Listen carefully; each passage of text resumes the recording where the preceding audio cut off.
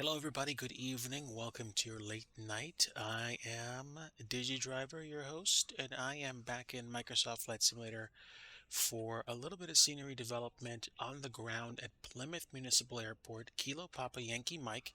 We are in the sim, and I need to check on something, and tonight might be way off script as well. I do normally stream scenery development from Microsoft Flight Simulator, and I am going to stream a little bit of scenery dev work in the sim directly because you can do that inside the sim, as well as actually work on custom projects in Blender or other programs. But when you get in the sim and use a software development kit, you usually do it so that you can actually place objects that are there, or not place objects that are there, but basically work with the sim, work with things that are established, the usual bit of kit, if you will. So give me just a moment, and I am gonna check my screen so that I can have it easily available. And there we go. So now I have my backup screen to catch up on chat. And just in case that one's not showing up very well, I think I'm gonna fire up the other one, which is smaller, but it's probably gonna stay bright. Wait a minute, wait. Stop. Slow down, DG. Just increase the brightness on the other screen. That's all you gotta do. That's all you gotta do. Bam. All right, great. So, welcome. Now, like I said, we're on the ground at Kilo Papa Yankee Mike. This is Plymouth Municipal Airport. This is a scenery project I've been working on for a very long time.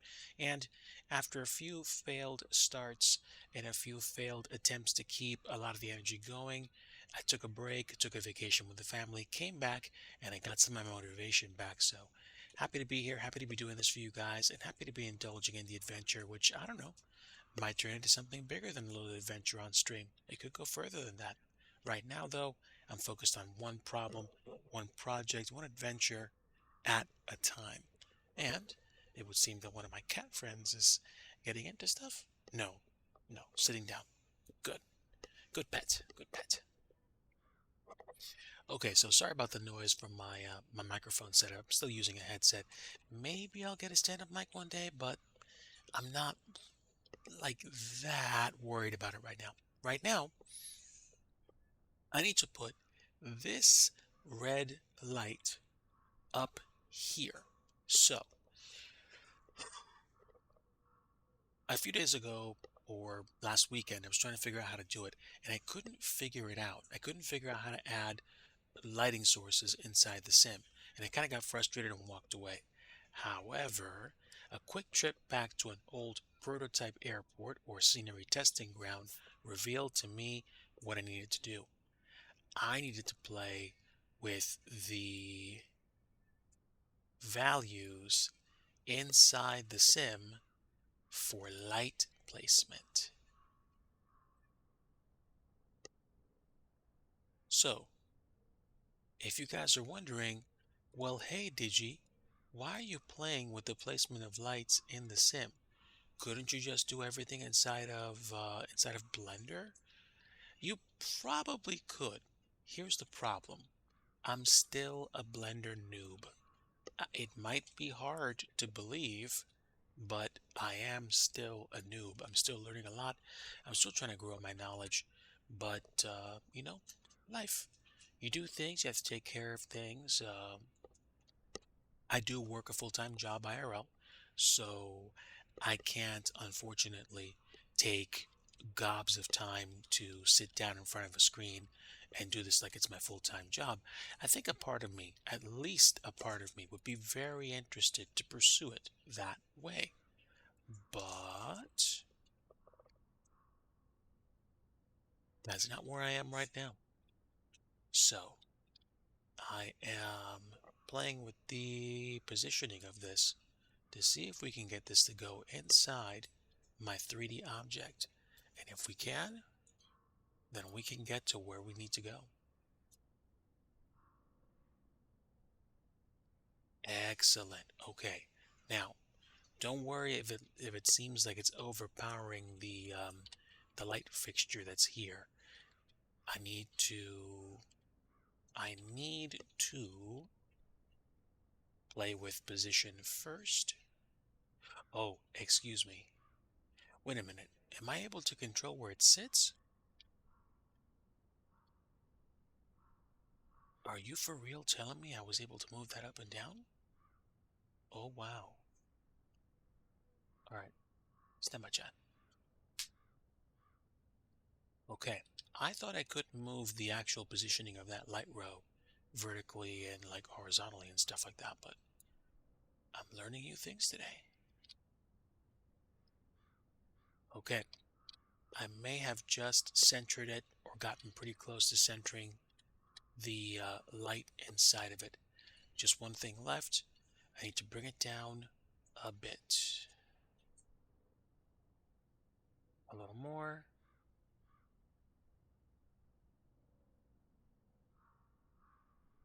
Okay, so that's not working that well, but stand by. Okay. So I was kind of psyching myself out. I thought I could actually lower the position, the vertical position of it.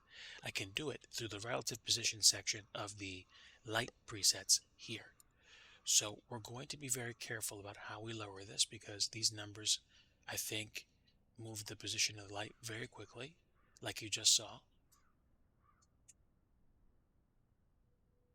So I think somewhere right around here is where I want the light to be. And maybe we'll take the light row and we'll move it just a touch. Not too much, just enough to put it where we want it to go. And we'll use the dot for more fine grain control. Okay, so obviously that did not work. I need to be like super duper gentle with the mouse. That's incredible. I just barely moved it and it pops out of place. Okay, hold on.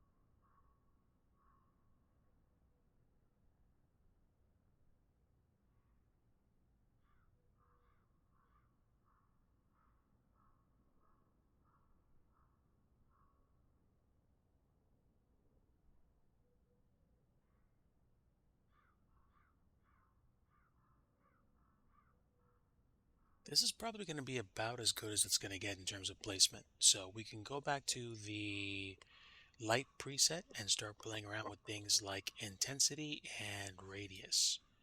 If we change the intensity from the radius from a 4 to a 5, we increase the size of the light itself. Oh, Ibanez coming through with 10 viewers. My friend, good evening to you. Very happy to see you here. Hope you're doing well. Welcome aboard. I was certainly not expecting any kind of company to come raiding through. Thank you so much for stopping by, folks. My name is DIGI Driver. How are you? I'm doing good. I'm a flight sim streamer turned scenery developer, and the Big Beefcake. Thank you for the follow. Welcome to the Digi fam. I hope you enjoy your stay. I am a scenery developer creating scenery for Microsoft Flight Simulator, and eventually I'd like to do that for X-Plane as well. But tonight, we are using the evening times for a very specific purpose. I want to see this actually light the place up. Ibanez player, my friend. Good evening, I hope you're Mel. doing very How are well. you? I'm doing good. And Sam, thank you for the follow. Appreciate the support. This is wonderful. Sam, God bless you, and I hope that you and your fam are doing very well this evening. I remember hearing when I was hanging out with Creepy Kirk and Powerlifting Honey that you were feeling sick a few days ago, and I hope that you're feeling better. Yes. Your better half. Your better half. That's how the thing goes. Our women, man, like they're an amazing part of our lives. I know Mrs. Digi is, that's for sure.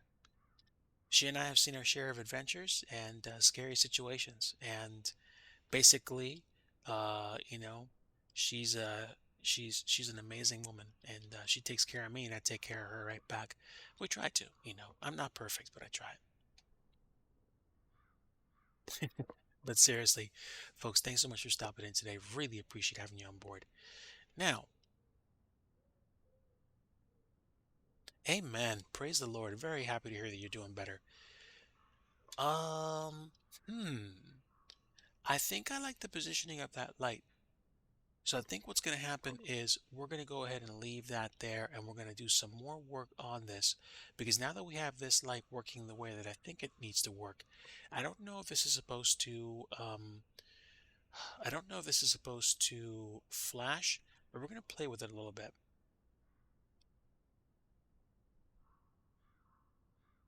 So period doesn't seem to do anything, but I think duration probably does.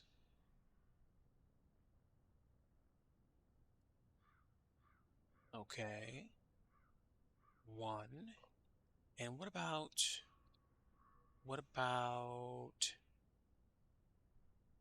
I think it's duration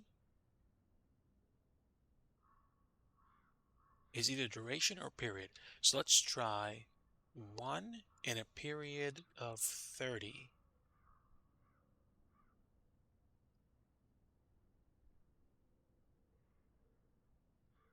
Okay, so let's try a period of 5. Looks like a skinny tan can. This, the antenna is kind of, it's a learning experience for me because I've never modeled this before.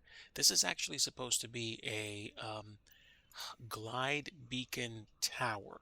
So, in other words, this is supposed to be the thing that gives you your instrument landing system information when you are on final approach.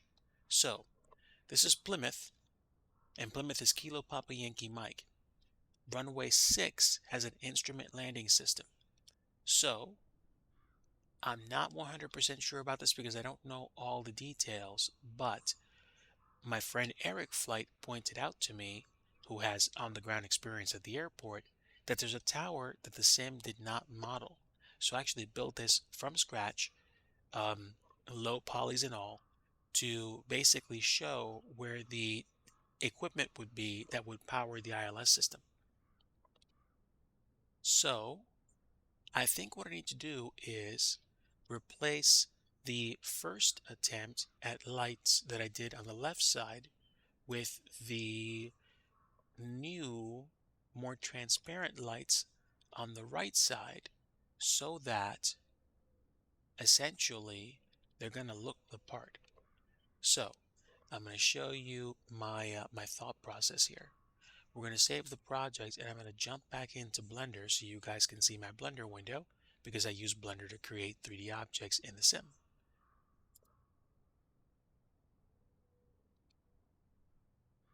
Sam, God bless you, and Ibanez, you know, love your souls, and I hope that you, Sam, have a great rest of your night. Rest well, and we're gonna, I'm gonna do this for a little bit. Hopefully not for too late, and then tomorrow we'll wake up and do well. Oh, powerlifting, honey, I'm so sorry I missed your message. The soup was bank. I ate leftovers for I think lunch and a late night snack, and it was phenomenal. Okay, Happiness, thank you so much for the raid. Love your soul, my dude. Seriously, thank you for stopping by, and I hope that you take it easy. Until next time. So we're back in Blender, and I'm looking at a piece of glass that looks nothing like what you saw in the sim. That's because I used a glass material, an MSFS glass material for this enclosure. So essentially, it things look different when you're using different resources in the sim. But this is the model inside Blender. So you get a much cleaner idea of what the model's supposed to look like. Now, the difference between This and this is that I'm using MSFS Glass here, and this is my closest attempt at modeling it in the sim. It's not that, you know, this looks that bad in the sim. It's that I most likely failed to set this up properly so that I could actually make it look good in the simulator. So, no worries, since we essentially got this to where we want it to be anyway, I'm probably going to um, copy all three of these things, and put them everywhere that those other ones went. So, essentially, I'm going to be doing the same thing I did before the last few times I was working on this tower, and we're going to see how quickly we can get this done so we can test this in the sim, make it look good, and then I probably might do another build of this on Sunday, Lord willing. And I won't spend too much time working on scenery dev tonight because I want to chill for a little bit and have a little bit of fun. Depending on when we get done with this, we'll see what we do. I probably won't be flying, although I might change my mind a little bit later. So, first thing that we're going to do is we're going to copy and paste these items because I'm going to put them all over the place.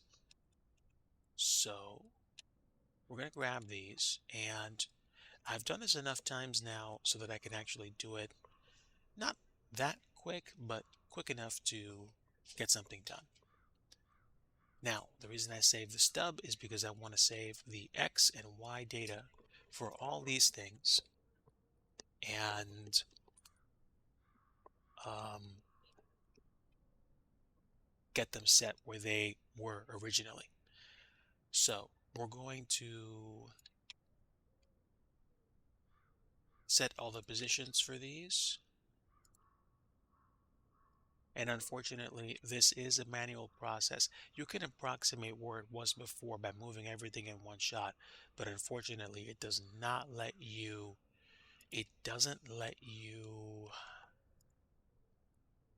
grab all the things and move them at one time.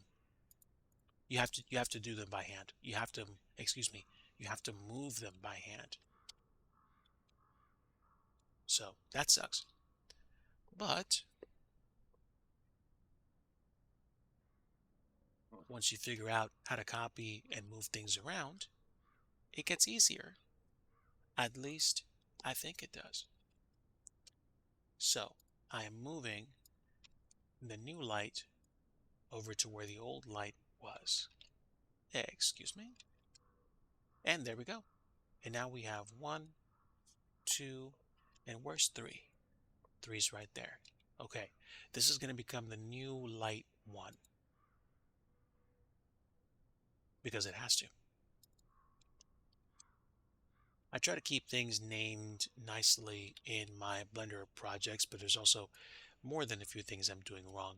I can probably create collections of objects that let me turn on and turn off objects pretty quickly, but I don't always do that because, well, DIGI's lazy. And I tend to try to fly through my projects really fast. But not to worry. Not to worry.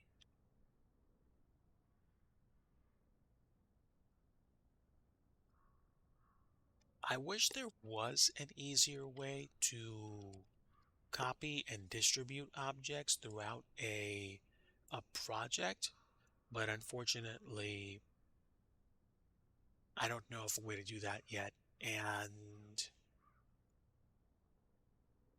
it's not as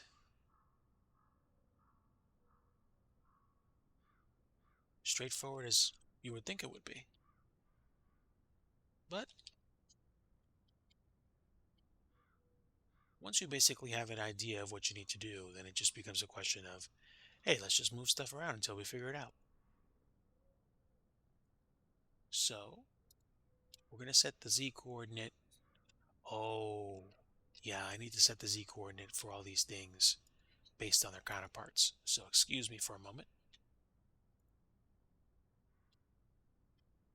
Once I get this on the ground, or excuse me, once I get this on the same level as this lamp, I'm assuming I'll be able to keep Excuse me, a second raid?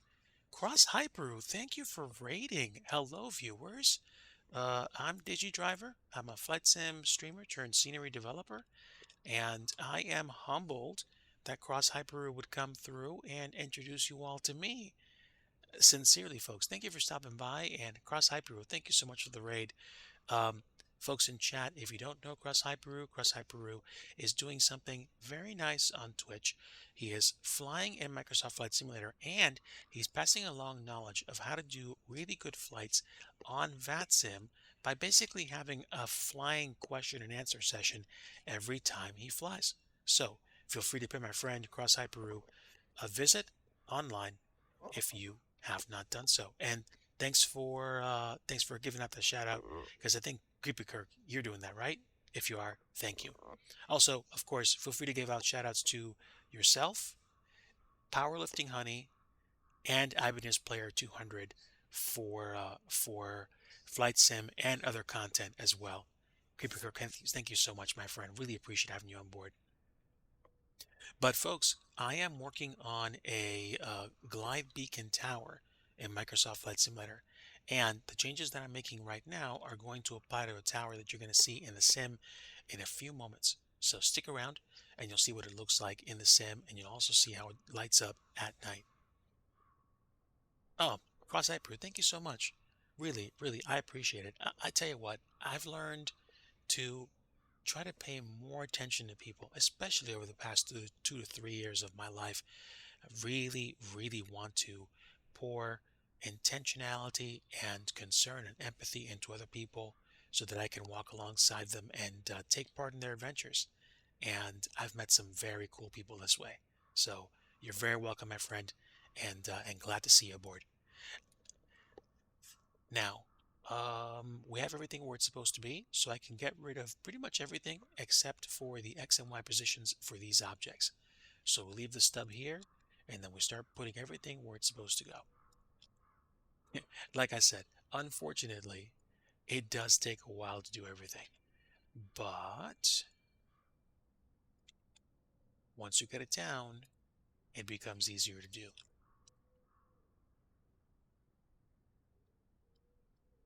And the last thing that we need to do is to grab the Y position. And once we do that, we can get rid of that stub and move everything in.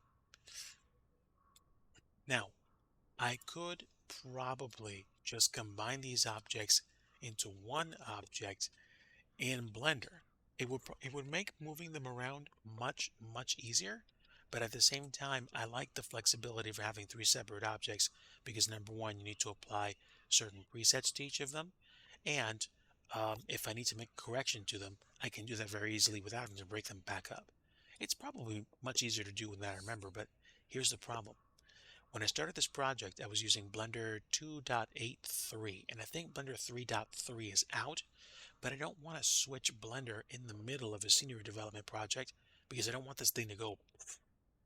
I want to be able to finish it. So I want to be careful not to actually introduce complexity. So I'm just increasing the volume of the ambient noise in the sim because, I like having the ambient sounds in the sim kind of speak up when I'm doing scenery dev. So hopefully it's not too loud for you guys. Please let me know if it's too loud, if my mic is too loud or too quiet. I want to make sure the experience is the best it can be for you. All right. So all this is supposed to be, I think, the third light. So we're going to go ahead and rename these. Unfortunately, this is the less glamorous side of scenery development. You buy scenery packages from companies like, FSim or Vertical Sim, and you go, hey, this airport's wonderful. Hey, this runway looks great. This is actually part of the process involved. And it's the part that's necessary and unfortunately sometimes more boring than I care to admit. But I have an unfortunate, or in my case, very fortunate problem. I still have a desire to create scenery for simulators in general. And once upon a time, I did that for an earlier version of Microsoft Flight Simulator, and I put it aside for a long time, and I got into flight sim streaming, and then I did flight sim streaming for I think about 4 or 5 years, and then I got to a point last year where I got tired of it, and I was like, I don't know what I'm gonna do, but I'm gonna take a break because I don't feel fulfilled by it anymore. I don't feel happy doing it, so I took a break, and then I decided something weird. I said, wait a minute, there aren't that many people making sceneries for people that want smaller airports. Let me start doing that. And then I started learning. I learned a little more each time. And then what happened to me was I got to a point where I actually created an object, even the tiniest object, and I put it in the sim, and it made me feel good. I was happy. And right around that point, unfortunately, a very good friend of mine that was dealing with a long time health issue passed away. And they, excuse me, I got a chance to go to their funeral, and I met some old friends, and I came home and I sat down and I was like, like what can I do? Like how can I commemorate this person that was such a part of my life? I was like, well, maybe it's time for me to make good on my promise to myself to create scenery. So at some point when I get good and I get to a point where I can make, most airports, whether they're small or regional airports, I'm going to create an airport for him. I know there's a version of Roanoke, Blacksburg Regional Airport that's out there already, but I'm going to create a version for him, and I'm going to commemorate him in that airport because he meant a lot to me. He was a very good friend, and he was more than that. He was a spiritual brother to me. So I want to make sure that I think that's one of the reasons why I'm still going with the scenery dev thing. It's not that scenery dev is like, oh, it's so horrible, it's so hard.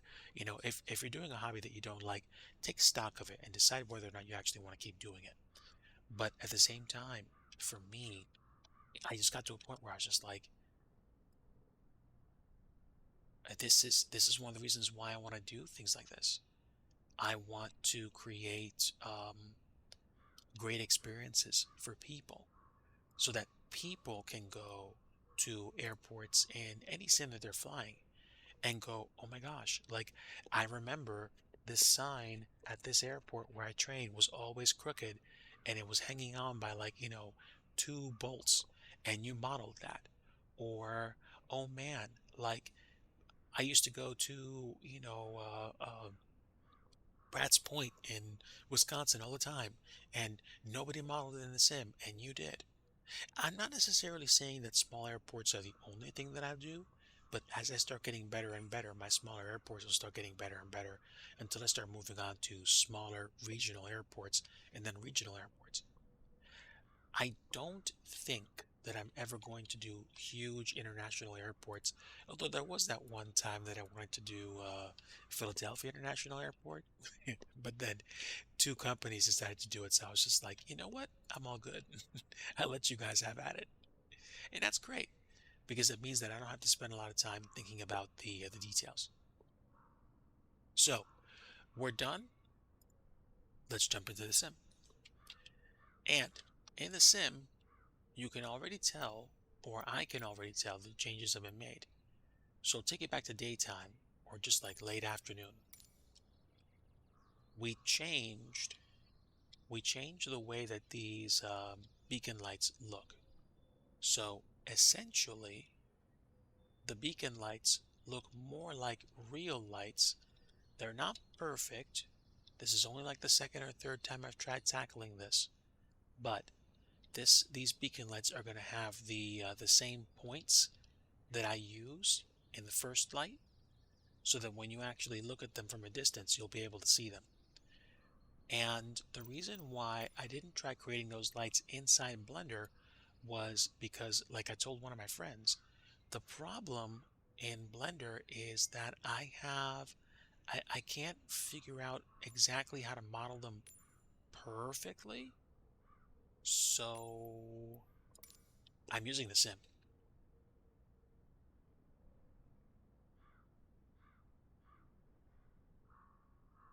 Thank you, Creepy Kirk. I really appreciate your friendship, your spiritual support, and I appreciate those kind words. Um, I'm not the best at it, but I like to think I know why I'm doing it. And to me, I think, like you said, that's the reason why I want to keep going, because I want to provide that kind of experience to other people. Whether or not I ever get to the point where I can actually make a living off of this, we'll see. But in the meantime, creating meaningful scenery experiences for other people is going to continue to be the reason why I'm doing what I'm doing,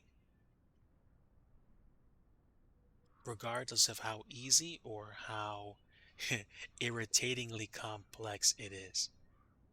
That's why I do what I do.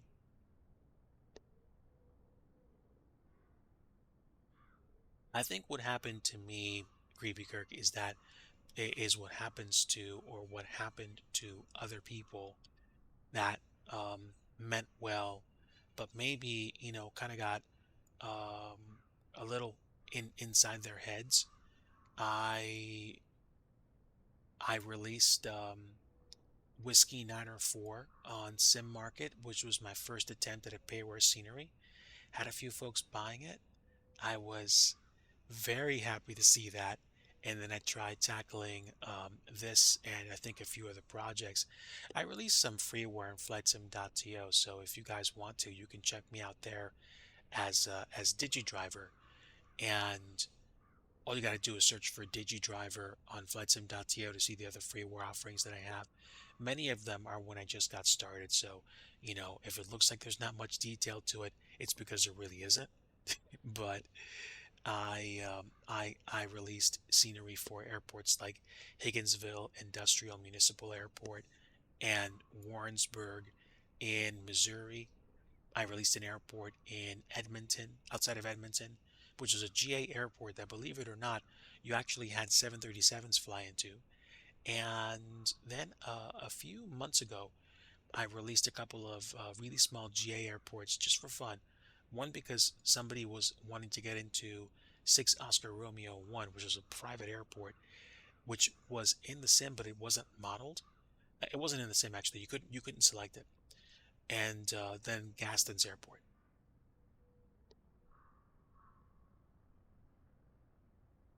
Actually, that's a really good point. Stand by. I should probably be able to do that right now. I don't know if it'll work this stream, but it should be there for the next. So give me a moment. I should be able to find my CloudBot, and then we should be able to get that running. Actually, my CloudBot wasn't running, but those timers still were not there. So let me add. Oh no, it's not a timer, it's a command. Okay, lurk, unlurk, good. Um, you can do exclamation point coffee if you want to see my buy me a coffee page for donations. Not expected, always appreciated. And I you can do exclamation point good to see the classic GSX meme, which plays whenever anybody follows. It's not a sound, but it's fun. And you can always do lurk and unlurk to demonstrate if you actually yes, beer luck, flashing lights. Now, that text doesn't sound off when you do exclamation point good, but when somebody follows, you hear it. So let me add a command. I'm going to add a command and just do exclamation point FSTO. And I'm going to put my link to my profile page on flightsim.to in case you're curious about the projects that I'm doing there. And yeah, to be honest, even though I don't agree with everything that they're doing, it's still basically the the av sim of this flight sim generation. So a lot of people know to come here to check out the downloads or even sometimes buy payware. So permission for everyone, reply in chat, and I'm not going to give this a cooldown, but there you go. Now we have FSTO, exclamation point FSTO, and I'm probably going to power cycle CloudBot to see if it works. But let me also put a command for sim market as well. And exclamation point sim market should take you to the Whiskey 904 purchase page in case you're curious about it. My first project, so obviously there's room for improvement. But again, like I said before, I'm hoping at some point to be able to get some more time to sit down and go through the process of improving that airport and the other airports that I have as well. So there you go. And let me go ahead and power cycle CloudBot. Just turned it off, and I just turned it back on. So let me try it now. We're gonna do exclamation point FSTO.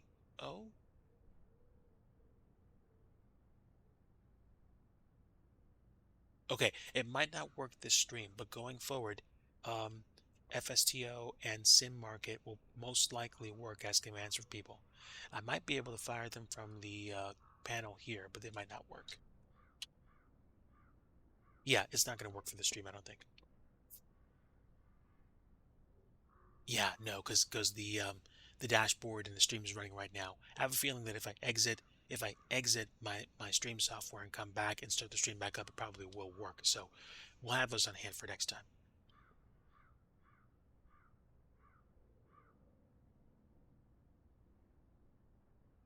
Yeah, Creepy Kirk, I'm glad that you and your family were taken care of. So glad to hear that you guys are okay, other than probably the damage and the dead fish. All right, so I'm gonna move this very gently, and it'll go way outside of it, I think. Oh, actually, not that bad. I'm trying to keep these lights inside the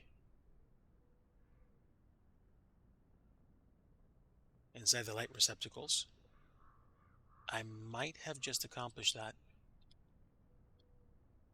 Okay, it's just a little bit off. I might go back and fix it in post on Sunday or during the week. Okay, it's just a little bit left of where I want it to go. Oof, wow.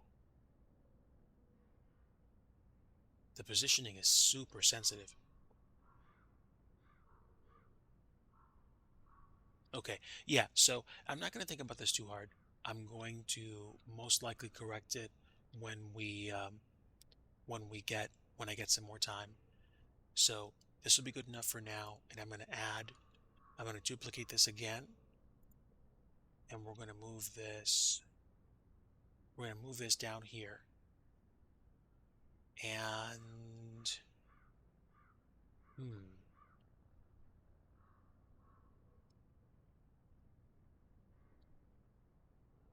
I think I'm going to need to create another copy of that light source because it needs to be closer to the bottom. And if I mess with this light preset, it's going to be it's going to be it's going to be different.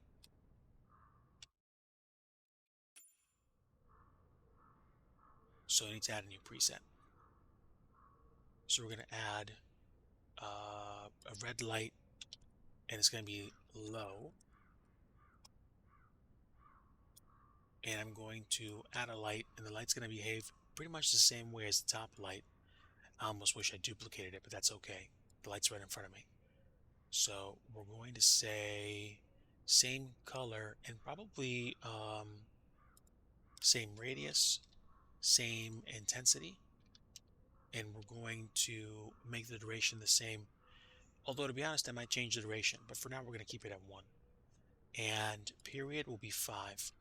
So every 5 seconds, it'll flash for 1 second, and then it'll go away. Matter of fact, I might make the duration 2 seconds for both of them.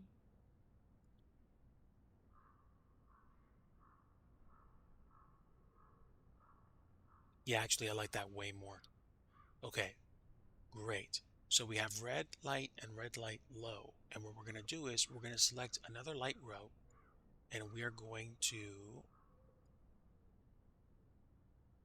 place another light row down here.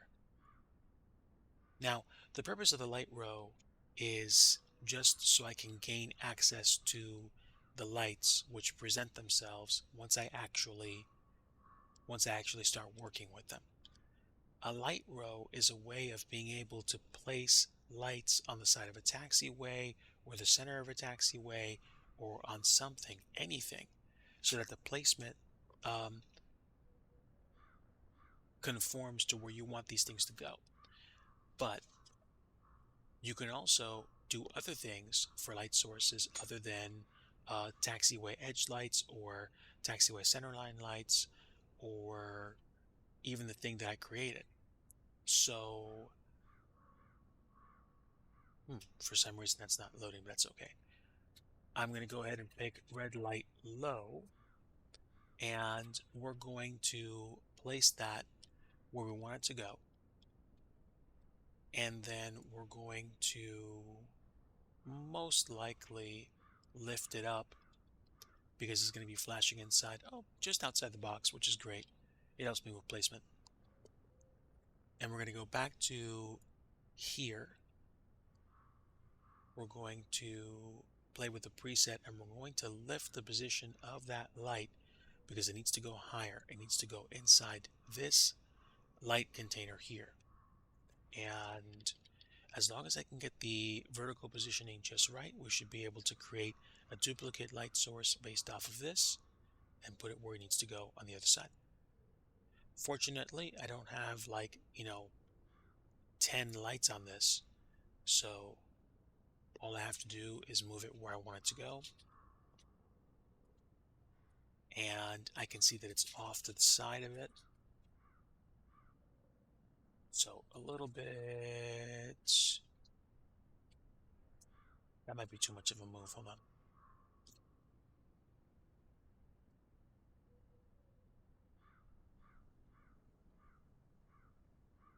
Okay, almost there. We're going to move it into the container.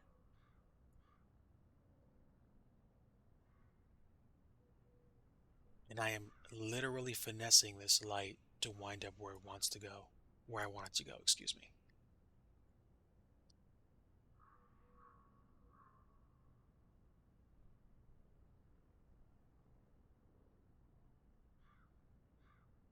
It's kind of annoying this way, but there's almost no other way of getting around it.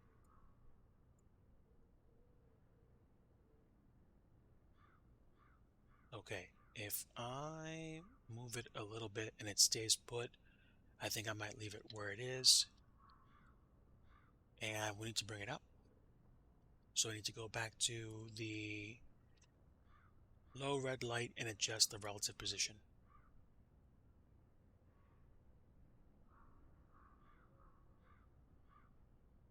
Now you notice I'm not messing with either one of the values on the left or right side of this number. And that's because that, I believe, controls the positioning of that light in relationship to anything else that that light's used for. And if you're building lights that flash, like the wigwag lights that you see before you enter a runway, then the wigwag lights are, I think, 2 lights inside of a container, and you usually have them flash alternating like every, I think, like 2 seconds or something. I forget.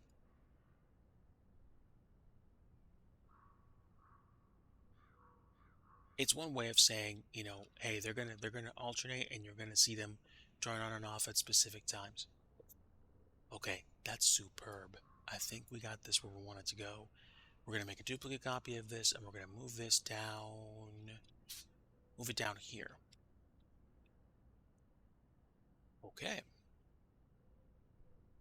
so we know the vertical position of this light is where it needs to be. So we're gonna start placing the X and Y inside that other lamp.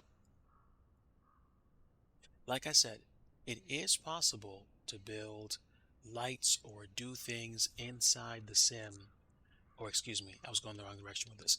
It's possible to build lights like this inside Blender. My problem is, though, it's very hard for me to understand right now exactly how those lights are supposed to be programmed. Whereas if I do it in the sim, I know where those lights are and how they work. Now, the one thing I haven't messed with yet is how to make those lights a little bit more intense. So let's take the intensity and triple it and see what happens. Okay, now we're actually getting some bleed through because it looks like it looked like the ground around it was actually getting brighter. But let me take it and multiply it by a factor of 6.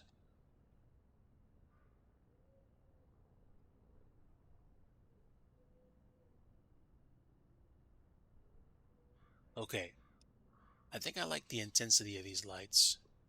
And let's go ahead and triple the radius. Okay, that's too much. All right. How about just doubling it?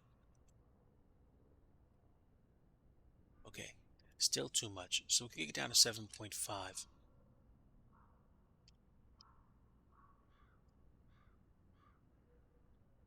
Now, the thing that I've noticed mostly is that changing the radius of those lights doesn't seem to affect how much they impact. I think that's done by this. So if we take 20 and turn it into 240, what happens?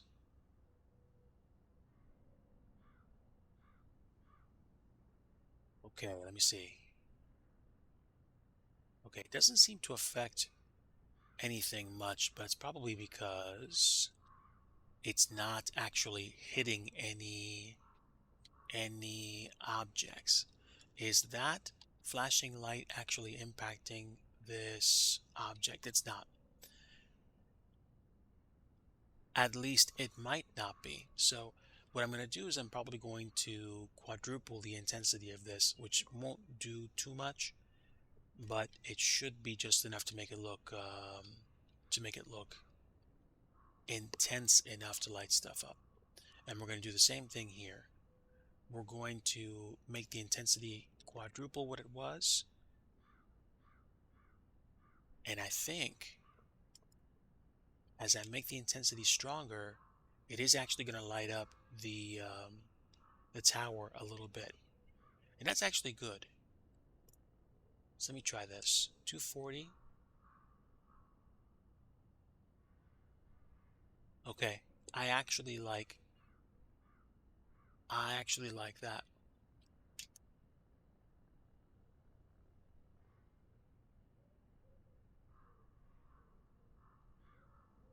That's actually good.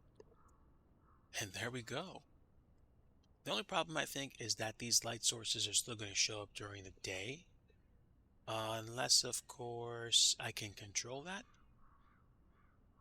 Hold on. Let me take a look at the light rows.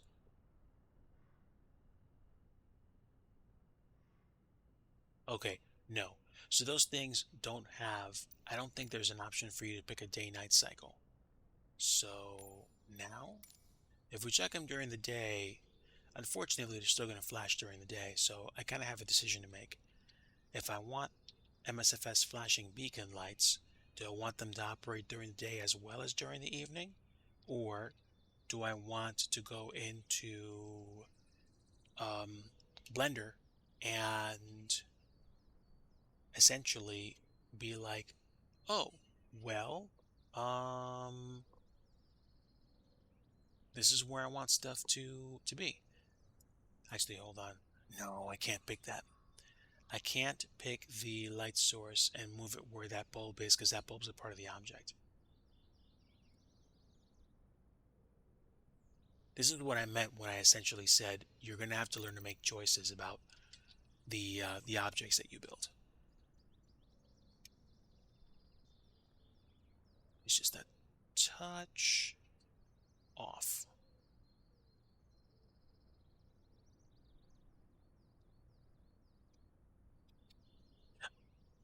Here, look, that's actually a pretty good question.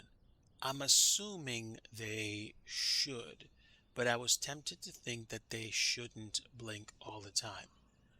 I mean, if we're dealing with a an object like this, you probably always want to be able to find it, and I'm assuming that these beacon lights or the lights that sit on top of this are engineered to be stupefyingly bright. I mean, you don't want an NTSB report to indicate, hey, pilot struck the glide beacon tower because they didn't see the flashing beacons.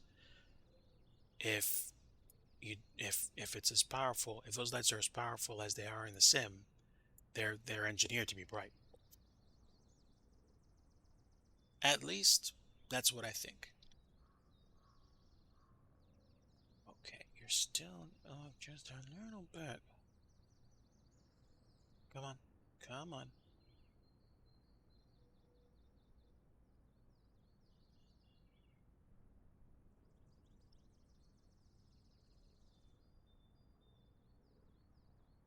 Hmm.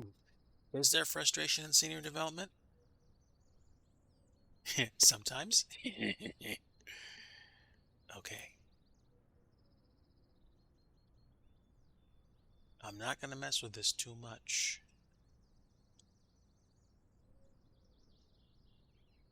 Sometimes you kind of just have to take the L gracefully because the sim won't make it very easy for you. But sometimes there's nothing much you can do except roll with the punches and be grateful for what you can do. And if you take a look at it at night, then the placement is probably still good enough for me to be happy with the finished product. Yeah, I'm okay with that. I'm okay with that. All right, Eric Flight, if you are watching, my friend, I think we have at least the prototype design done. And what I can do is start texturing the polygons and making this look like it's been well worn in. Two-Faced Disc, my friend, welcome aboard. Creepy Kirk, please give my friend Two-Faced Disc a shout out. Two-Faced Disc is a friend of the channel, longtime friend and supporter, and also doing some very, very nice things in and out of Flight Sim. And of course, please give a shout out to my friend Pearluck as well, an amazing and wonderful Flight Sim streamer who was just wrapping up a stream a little while ago. So, welcome aboard, Two-Faced. I am at Plymouth, and I just finished like the prelim 0.1 version of a of what they call a glide path beacon tower.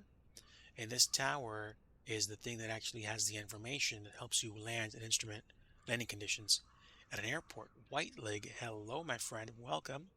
Good to see you. Glad to have you aboard. We're in Microsoft Flight Simulator, and we are at Plymouth Municipal Airport.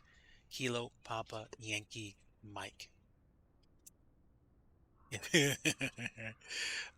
Folks, if you have any kind of interest in military combat sims like DCS, you may want to give my friend Two-Faced Disc a follow, as I have seen him working on some very, very interesting projects of late.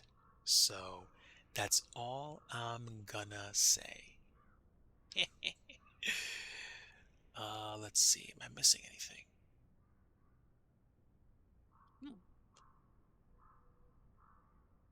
The selector for the light row is all the way out there? That's a little weird. That's okay.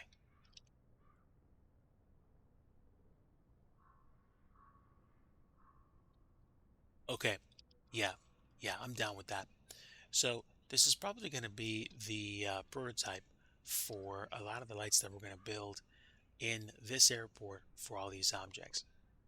Now, in case you haven't seen if in case you haven't seen what I've already done so far, we are building up this airport so that you can actually use it with things like FSLTL so that you get general air aviation aircraft spawning on the parking spots they're supposed to be spawning into. And I did a lot of custom taxi line work, which looks kind of nice now, but it took a while to do. And also, I have some other custom objects. I have a custom av fuel station. I have a couple of buildings that I may have to revise for details and to put trucks and stuff into.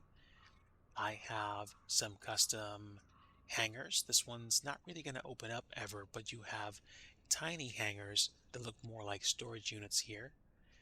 And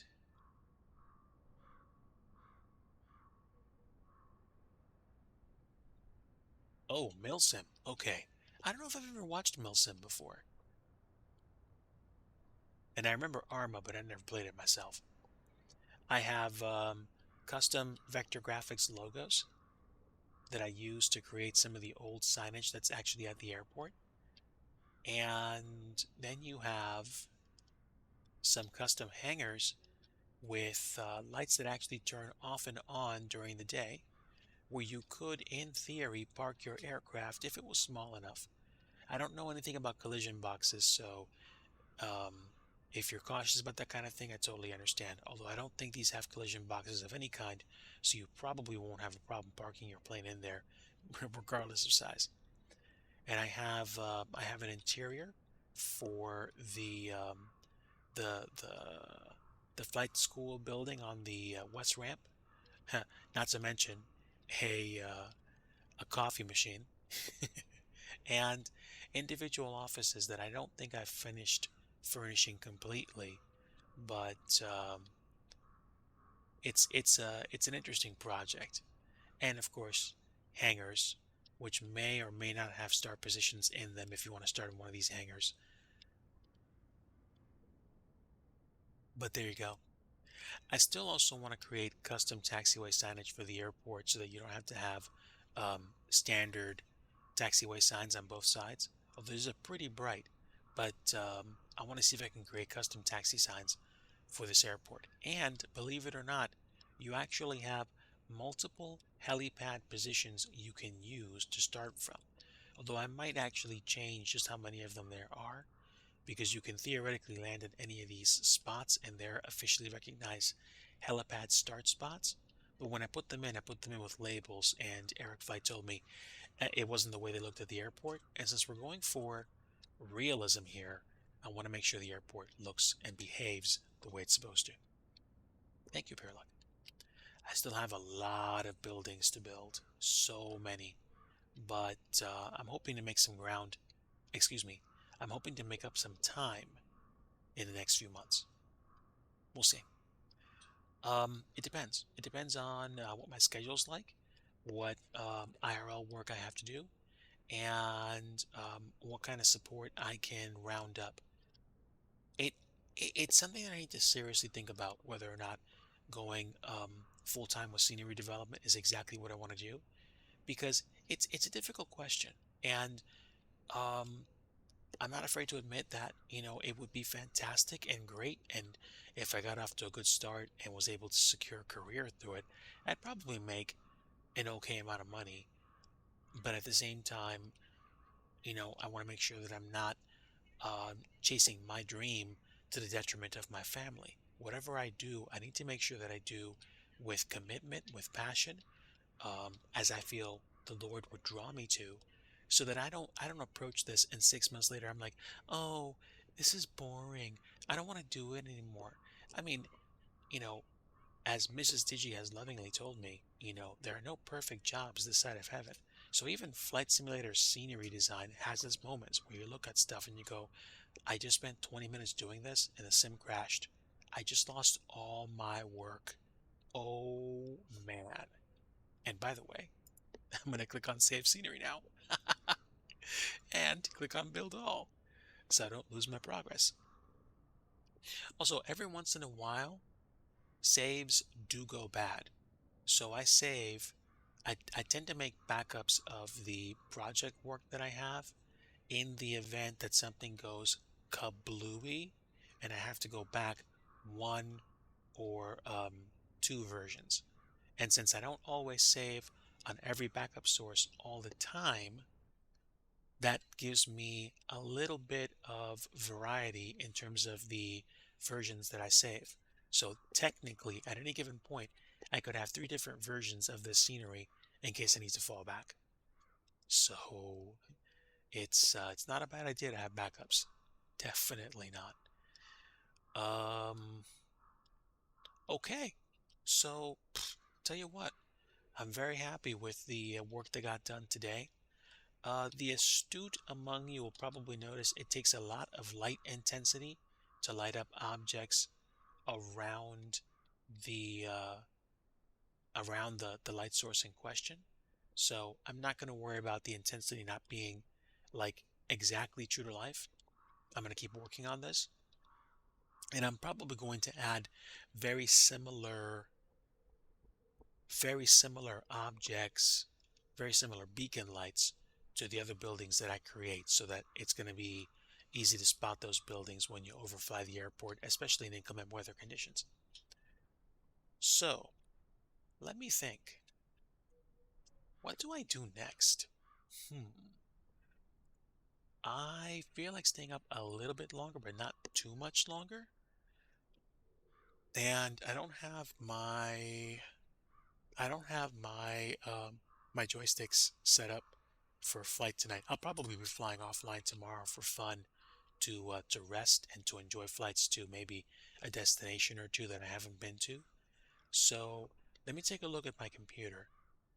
I did say when I was hanging out with folks earlier that not be doing I might not be doing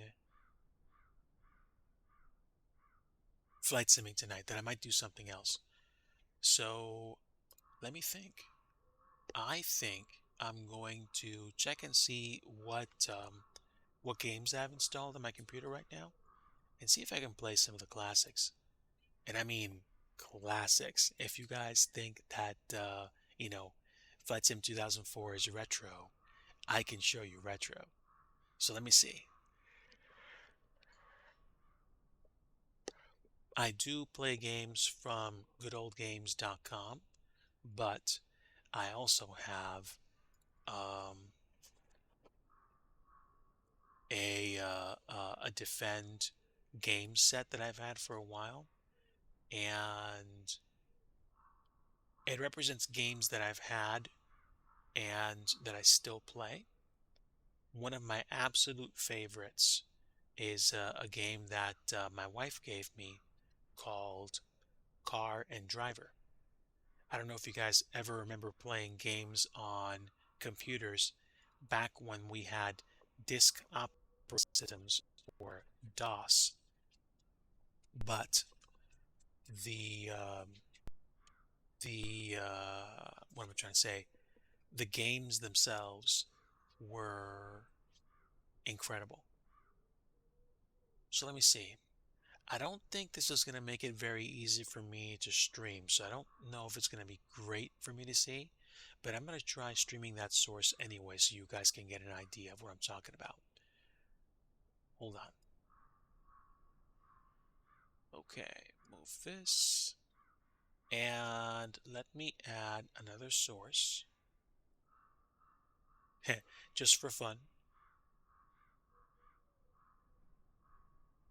So let's do I think I can do a window capture for DOSBox. Feeling old. All right, let's try this. We're going to try a car and driver window capture. Okay, we need to find it first. Oh, there it is. Oh my word. Um, okay. I wasn't expecting to get it on the first try. That's fantastic. All right, I'm probably going to put this over my overlay so that I know it basically works. And I'm probably going to center it. I don't know if I want to make it fill up the entire screen because I think this is just going to be good enough. I'm also not going to play any audio. I'm just going to go ahead and keep the audio off. I could play audio, but I'm not sure. I think it would get very loud very fast, and that would probably make a lot of you guys rip off your headsets. So obviously, that's not what I want to do. Here's what I will do. I'll put my screen below the big screen so that I can play with my settings here, and you guys can actually see what I see up top. So pretend it's what year? Yeah, pretend it's 1993 and you are in the living room of your parents' house. And your parents had what they called back then a multimedia PC. You had CD-ROM drives. You were playing interactive games with full motion video. You still had a Super Nintendo or a Sega Genesis if you had one, and essentially you were just beginning to get a taste of 3D graphics. The Creative Bundle. I didn't have the Creative Bundle, but I did eventually get my hands on a Sound Blaster Pro and a Sound Blaster 16. And you went from CGA graphics to EGA graphics to VGA graphics. And now you have you're just starting to test the limits of 486 processors. And I think sometime around 1993 or 94, you started seeing Intel release Pentium processors, and you started to really kind of start to jump forward a lot faster than you might think, and you start to enjoy what you see. So we're going to use one of the more recognizable cars in the game, and we're going to take you on a quick run through the Monterey Raceway, which many of you will probably recognize fairly quickly. We're going to hide the opponents and just make this a time attack.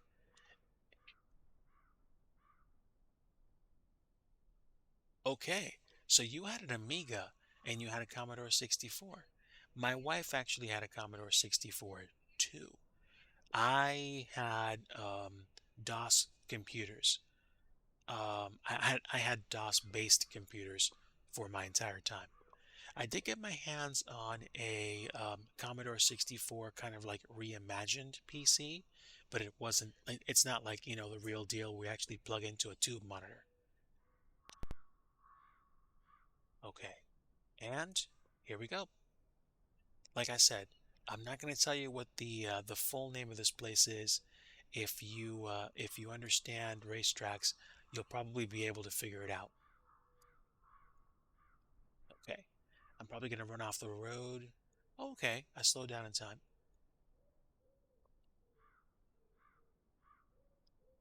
Yeah, still ran off the road. Ooh, going too fast. Almost went through the tree. Oh, oh, I accidentally clicked. I have to watch myself because the mouse went off the window. Epic 3D graphics. That's yes. Um, Around this time, you didn't have a lot of texture mapping. Texture mapping consumed a lot of memory. So essentially, you had you had some texture mapping, but you had mostly 3D polygons with either flat shading or what they called GoRed shading, where it was like this kind of like sprayed on, not sprayed on shadow, but like a kind of dithered shadow.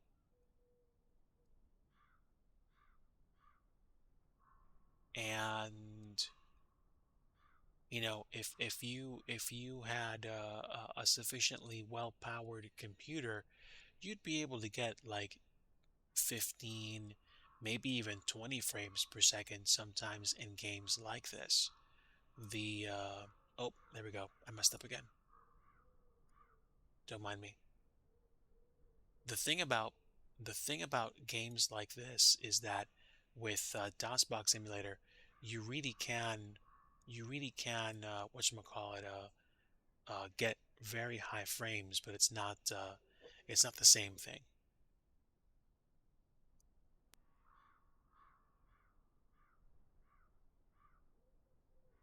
And if you're playing with other people and you came in first in the game, you got the person waving the checkered flag, which was fantastic. I mean, I'm a nostalgia kid, so like I like this stuff, but at the same time, it's not easy to play some games because they're not perfect. Let me hide this and actually see if I can find another game to play. Or, you know what we might do? It's still not that laid out, and I feel like actually doing. Wait, do I have enough time? And is there a mission short enough to fly? No, no, probably not tonight. But I think what we're going to do is I might plan on doing one or two FSX missions on Sunday and maybe one on Monday on Labor Day before I spend time with my folks to spend time with them and to catch up with everybody. But I think I'm going to play one more classic game tonight. Depends on what we can find. Let me see what we can find first. Hold on.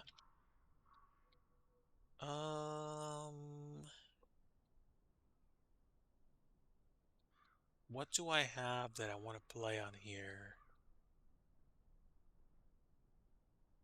Let's see. Actually, for all the games that I installed, I don't know that I like many of these to play tonight. Eh, it's like that sometimes. I guess you want to find something, but you don't know what to play. So, what's the easiest thing that I can play that I know is not going to get in my way? Um, I could try playing this, but let's see if it works. All right, hold on. We'll see if this actually works for you guys.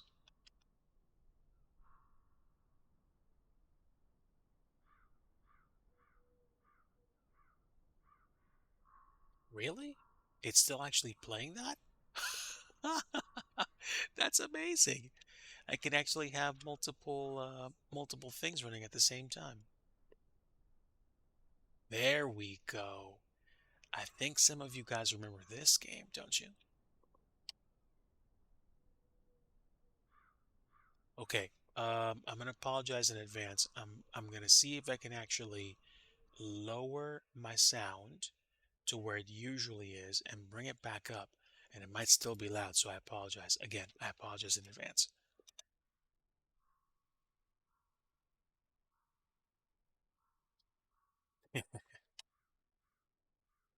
All right, let's see if we can get started with this.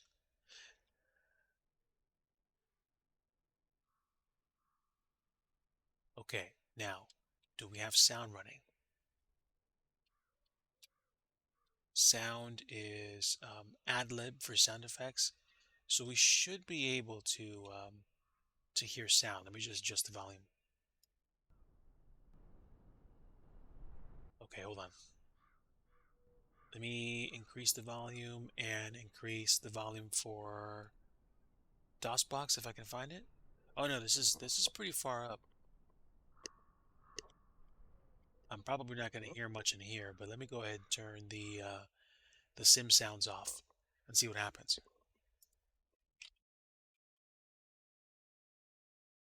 All right, so hope you enjoy this. Ooh, that was way too loud, sorry. Like I said, if y'all were sleeping, you just woke up.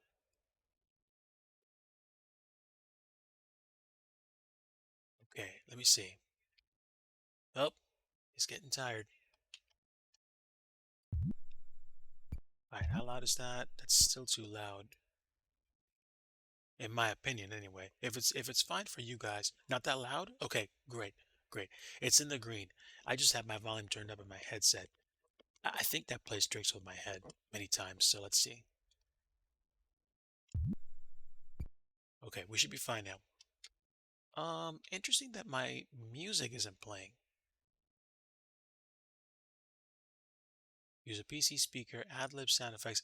Oh, okay. So what? You don't have music when you're actually playing the game? I forgot. That's fine then. Here we go.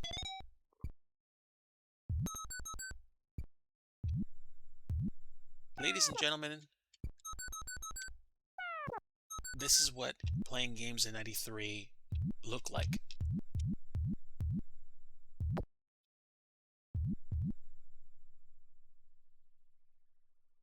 All right.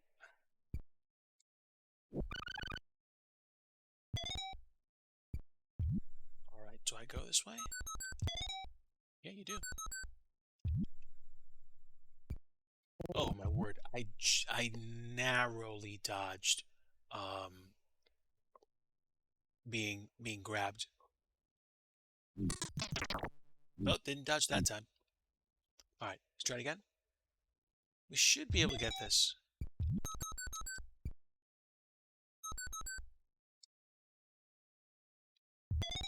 Let's survey the landscape first.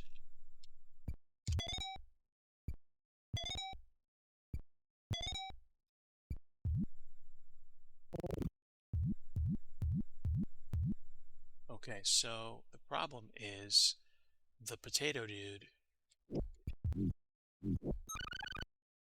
will get me. And okay, I think I made it. I don't have that many of these left, so I gotta be careful. And as I say that, I fell off because somebody shoved me. So essentially, this is what playing games used to look like back then. Um, don't want to find anything else. Let me see. Let me see what I can find. Give me a bit. And we're gonna find maybe like one other game to play. See if we can play it. Mm, oh, the potato dude. Yep, exactly. You know what I can do? I could probably easily fire up my good old games console. So give me a bit.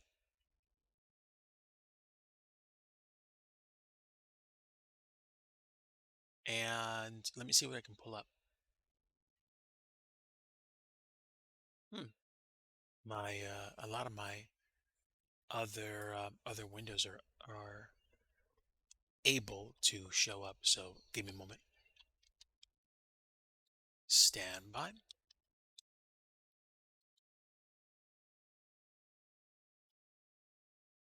This is kind of fun.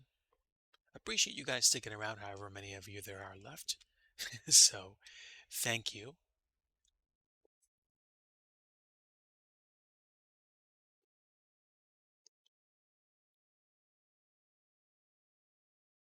Let's see. Let's go to my installed games and decide which ones I want to play.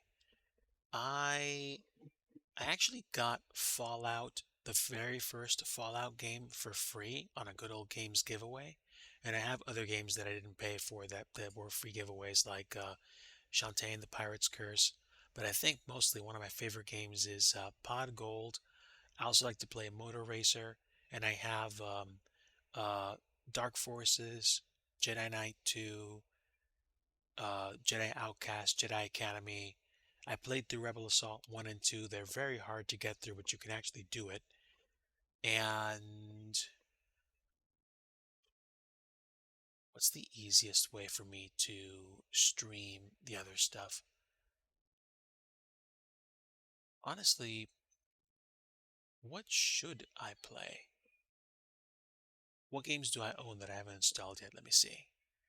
I own Jill of the Jungle. I own, let's see, Red Faction, SimCity 2000. I played a little bit of Unreal Gold, and TBH, I wasn't enthralled by it. So I just like uninstalled it. I'm like, eh. And I've played through Wing Commanders 1, 2, 3, and 4. Those are pretty interesting. So let me see. Which one can I choose that's going to be fun to play tonight?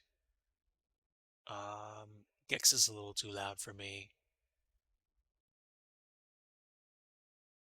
Honestly, you know what? I think I'm going to fire up SimCity 2000 and do a little bit of city management. No, this is certainly not as powerful as, say, City Skylines, but I like to play it. So I'm firing now. Let me see if I can actually get this to behave the way I want it to. Stand by. Okay. We're going to pull up the DOSBox window again if we can. Ooh, great. Oh, wait, give me a moment. Give me a moment. I think this is a little too it's a little too weird.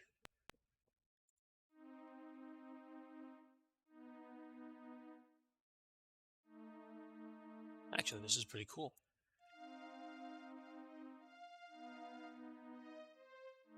I actually need to resize this window.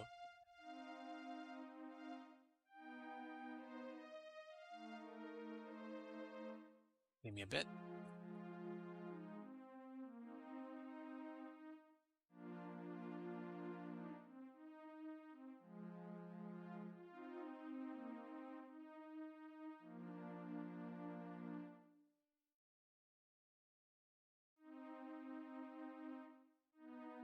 Almost done.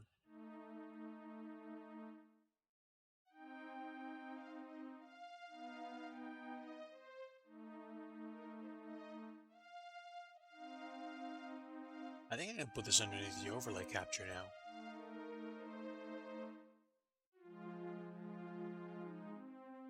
Yeah, I like this.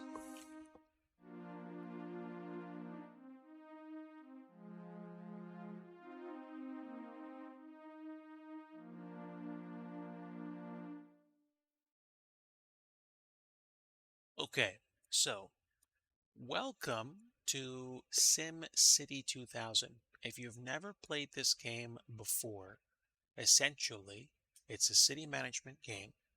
You can use, you can build up your population. You create industrial, commercial, and residential centers. You have to manage traffic, um, the overall economic health of your city. You can also work with other cities as well, and you manage a budget. And your budget has to work. Otherwise, you're not going to have money to build up your infrastructure, add more services, maintain your power plants. That's one of the ways you can fail at your game. If you don't have enough money to do things like, for example, keep, where is it? Keep these power plants running. When they fail after 30, 40, 50 years, if you don't have enough money to replace them, you're going to start seeing blackouts and people can't get stuff done. You can also do things like try to improve the traffic situation, although again, it's difficult to do. You can try to encourage your citizens to engage in mass transit, but again, It's sometimes a losing battle. You can see these yellow kind of taco stand looking things. These are subway stations. And I've built a bunch of subway stations around my city. And sometimes I try to put them so they're close to bus depots. Let me see if I can find an example of one that's by bus depot. Because if you can tie forms of mass transit together, I think it increases the chance of um, Sims using it to get around. Now, about 9,875 passengers a day use it, but when you consider that my town has a population of over 237,000, that's not a good sign. Okay, here's a bus depot. Again, 2,375 passengers a day. Again, it's nice that people are using it, but it's either a limitation of the code or a limitation of the user, aka me. So, literally, Sims will only go places that are within their reach. As you can tell, most Sims in my city like to drive, and I've created infrastructure for them to do that. But if we can figure out a way to get them to use mass transit more, that would be dope. Is there a way to do it? I don't know, because we already have so much invested. I even have railway stations, but there's still so much traffic on this highway.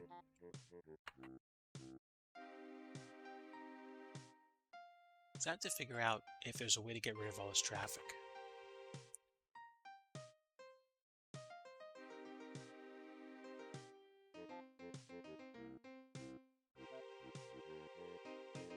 I think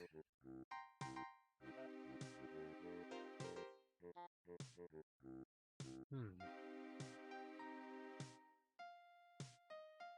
I think I'm going to reduce the number of off ramps here,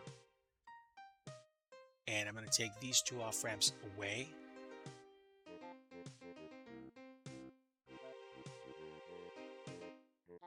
I think. Hold on.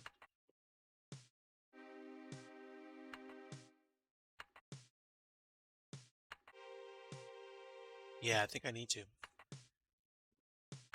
So,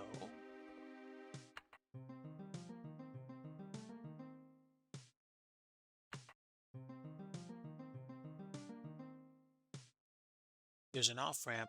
I'm sorry, there's an on ramp here. Yeah, yeah, there's an on ramp here that's hidden behind these buildings.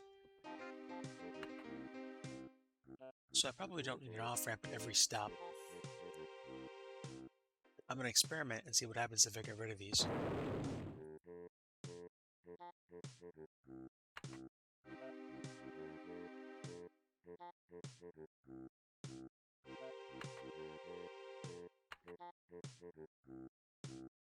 So we're gonna kind of force people to think hard about the off ramps they use.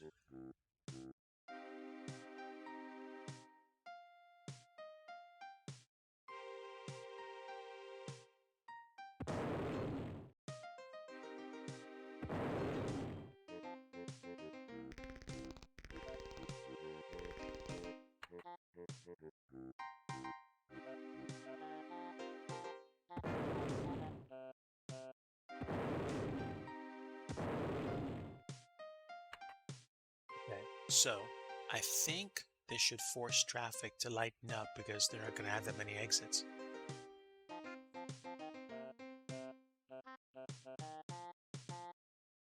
think so. Now, what I also might do is I might also add bus depots around here. If I could tie a rail station, a subway station, and a bus depot within walking distance of each other, that would probably boost the use of mass transit majorly. But the rails, the surface rails, I feel are more for um, commercial and industrial use, so I'm not worried about it per se. And I even send the rails outside of the town, so they get used. Now, do I want to get rid of this? In one sense, I could because industry isn't experiencing a lot of growth. It's actually in decline. So what I'm going to do is this. I'm going to get rid of the big building that's here. I'm going to add power lines so that we don't lose power in that sector. Although I don't think I actually needed to. Power lines encourage faster building. We're going to add a bus depot.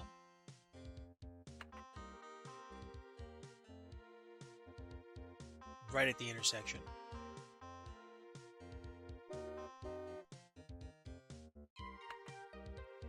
And we're going to put light commercial around it. Gas stations, convenience stores.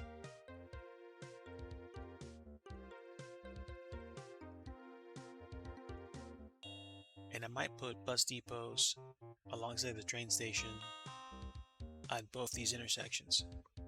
So we'll see what happens.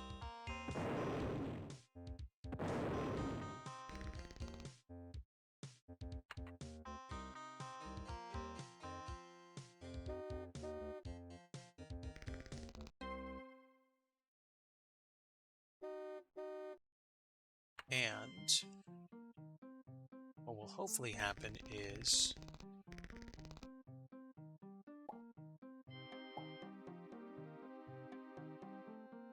that'll remind folks to take the bus or the train.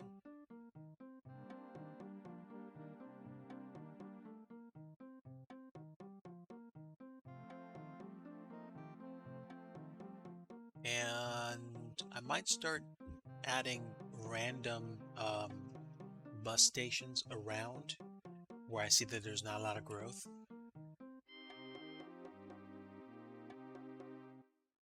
Where there's a lot of traffic.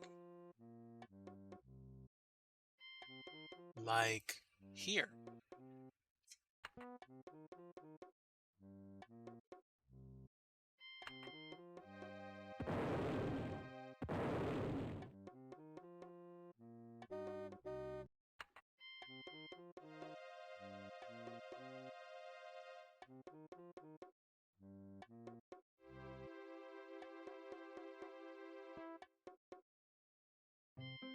And where else can I put it? Let me see.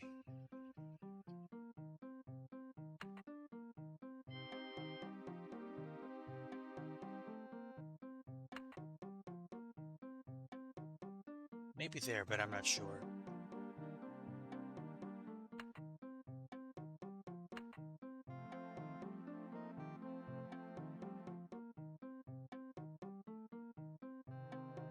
Yeah, there's a bus terminal right by the exit to the highway, so it's not that bad. Where it's really bad is on the other side of the river. Yeah, like all up and down I-85. So we need some bus depots and we need some subway stations in here. Stat.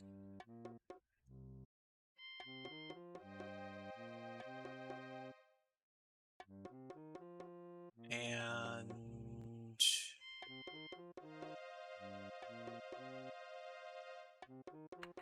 let's see. There's a road right there. Okay. We'll hide the signs for now. And we'll see if we can improve roadway conditions here.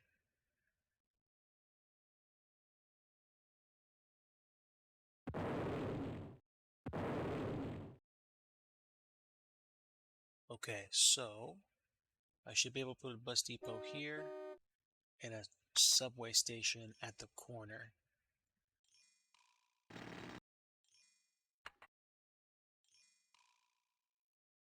And I can connect the subway station to the existing underground line, and there we go. Now we have a subway station connected to the system, and I think that's good.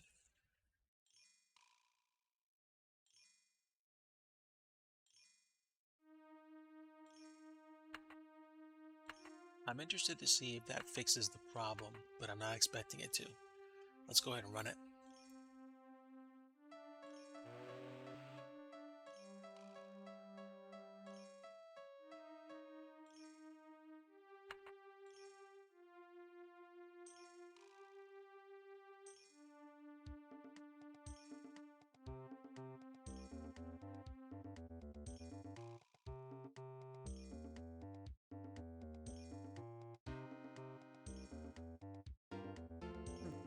Believe it or not, it did alleviate traffic a little bit.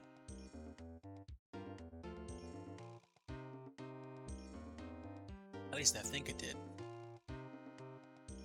Yeah, look at that. That's pretty cool.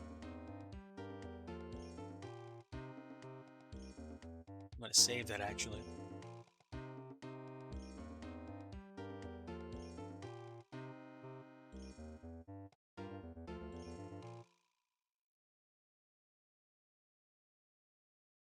Okay, so that's pretty neat.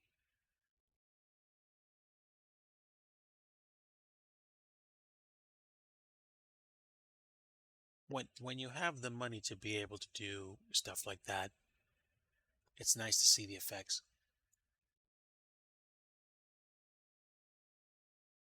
Dear luck, have a great rest of your evening. Rest well, my friend. I'm probably going to be signing off in the next like 5 or 10 minutes myself. God bless the rest of your weekend, and we'll see you around. Take it easy.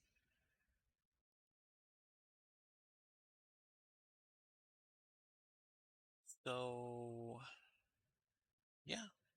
Otherwise, traffic is actually fairly well controlled in the industrial sector.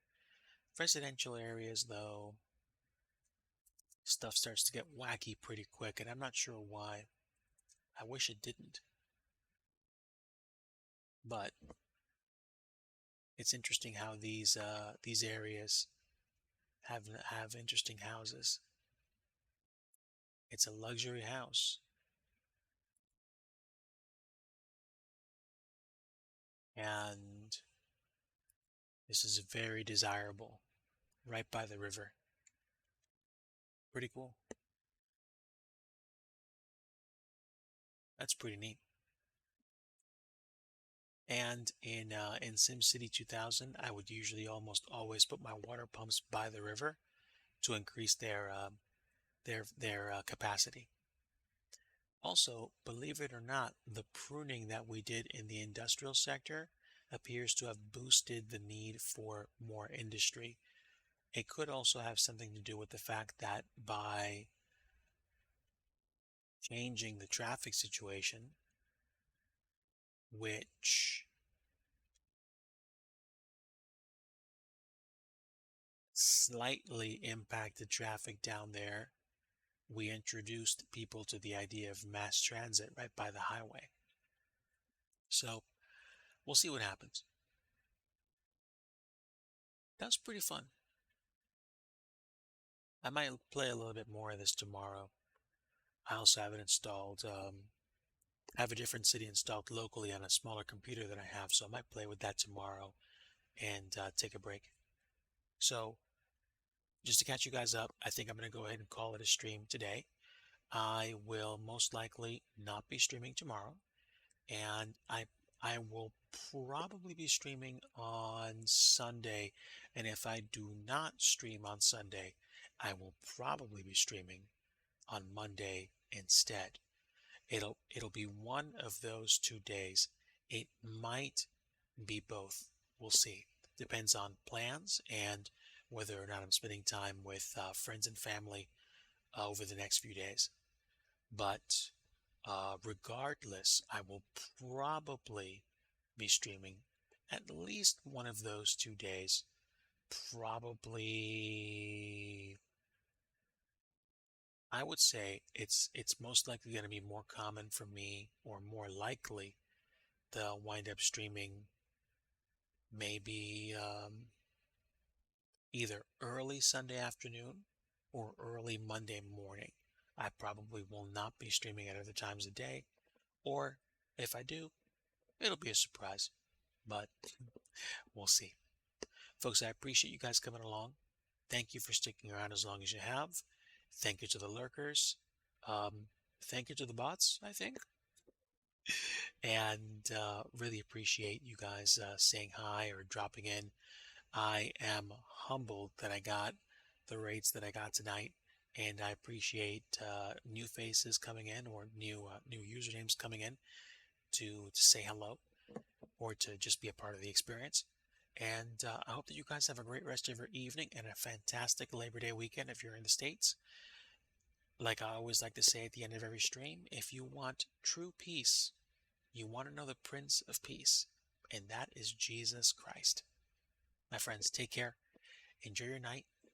Um, have a good one. Maybe we can check and see if somebody's actually on right now, in case y'all are night owls and you really want to stay up. Let me see who we can find for you. It might take me a few moments because I don't know if very many people that I know are streaming. My friend Studio Canuck might actually be wrapping up with what he's doing, so I don't know if me sending you to Studio Canuck would actually be a pretty good idea. But I tell you what, I haven't said hi to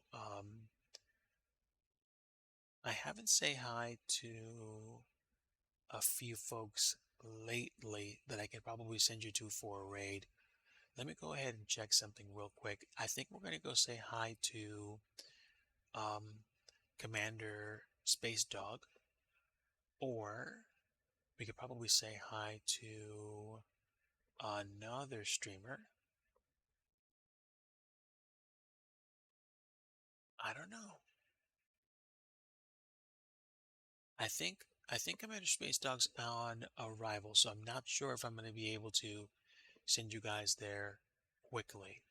What about